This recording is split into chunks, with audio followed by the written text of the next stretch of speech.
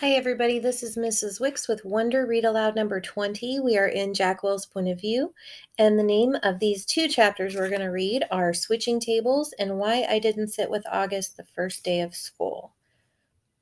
Hold on, guys. I try to get rid of my hiccups. All right, I drank a big cup of water before I started reading. I shouldn't have done that. This is called Switching Tables. The next day at lunch, stupid me, I sat down at a table with Tristan, Nino, and Pablo. I thought maybe they were safe because they weren't really considered popular, but they weren't out there playing Dungeons and Dragons at recess either.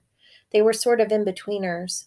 And at first I thought I scored because they were basically too nice to not acknowledge my presence when I walked over to the table. They all said hey, though I could tell they looked at each other, but then the same thing happened that happened yesterday.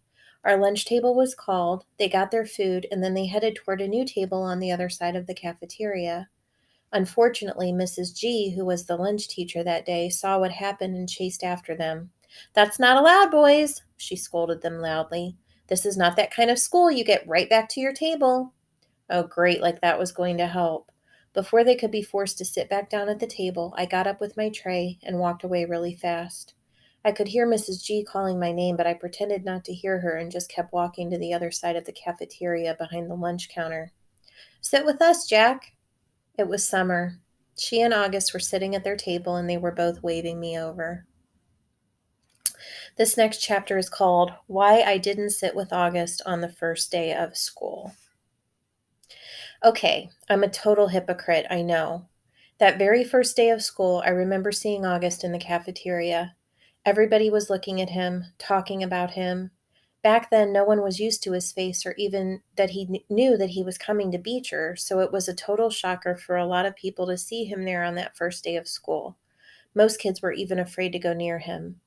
So when I saw him going into the cafeteria ahead of me, I knew he'd have no one to sit with, but I just couldn't bring myself to sit with him. I had been hanging out with him all morning long because we had so many classes together, and I guess I was just kind of wanting a little normal time to chill with other kids. So when I saw him move to a table on the other side of the lunch counter, I purposely found a table as far away from there as I could find. I sat down with Isaiah and Luca, even though I'd never met them before, and we talked about baseball the whole time, and I played basketball with them at recess. They became my lunch table from then on. I heard that Summer had sat down with August, which surprised me because I knew for a fact she wasn't one of the kids that Tushman had talked to about being friends with Augie. So I knew she was doing it just to be nice, and that was pretty brave, I thought. So now here I was sitting with Summer and August, and they were being totally nice to me as always.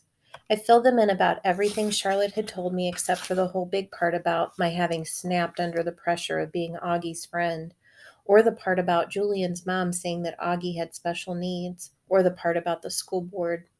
I guess all I really told them about was how Julian had had a holiday party and managed to turn the whole grade against me. "It just feels so weird," I said, "to not have people talking to you, pretending like you don't even exist." Augie started smiling.